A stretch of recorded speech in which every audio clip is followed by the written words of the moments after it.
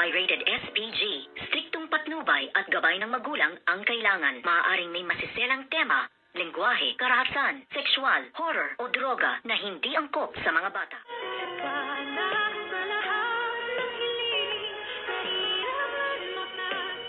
Good morning and welcome sa aking munting channel. Kaawa-awang sitwasyon ng buhay ngayon ng demonyitang si Moira sa loob ng correctional dahil nga lagi na lamang siyang pinaglalaruan ng mga kasama niyang presyo sa loob nga ng correctional dahil nga nito sa utos nga ni Miss Giselle Tanyag na bigyan siya ng leksyon at talagang pahirapan siya ng gusto dahil nga napakasama ng kanyang pag-uugali at gusto nga ni Miss Giselle Tanyag na siya ay makaganti at nang hindi niya na maisip pa na mag-utos uli o gumawa ng isang bagay na alam niyang may mga tao na namang masaktan dahil nga sa ginawa niya kay Dax na nais niya nga itong ipapatay at ipatumba para nga maabsuelto ang kanyang kaso at siya ay makalaya na. Ngunit iba ang nangyari at dito nga ay kaawa-awa ang kanyang sitwasyon na halos mabaliw-baliw na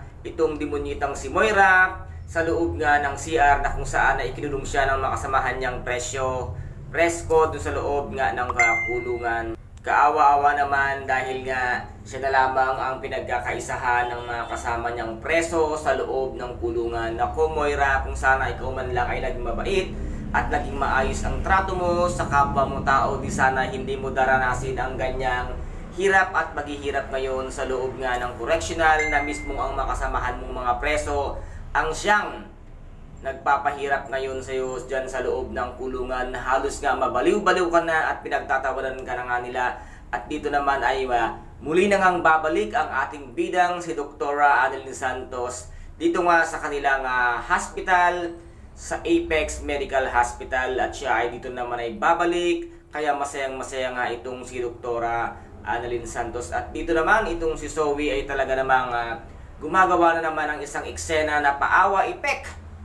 Ngunit ito ay hindi nga pumasa kay Ma Chang Susan dahil alam na alam Chang Susan na itong ang demonyitang Moira at si Zoe ay magkasabuat talaga sa nangyari kay Don Pepe. And guys, ito po ang ating pakaabangan dito nga sa Abot Kamay na Pangarap na kung sana'y napaka-intense at kapanapanabik ang bawat eksena. At kung nagustuhan po ninyo ang aking videos for today, paki-subscribe na lamang po ng aking channel, paki-like and share para maging update kayo sa lahat ng gagawin kong video. Maraming salamat po. Ingat, God bless and bye-bye!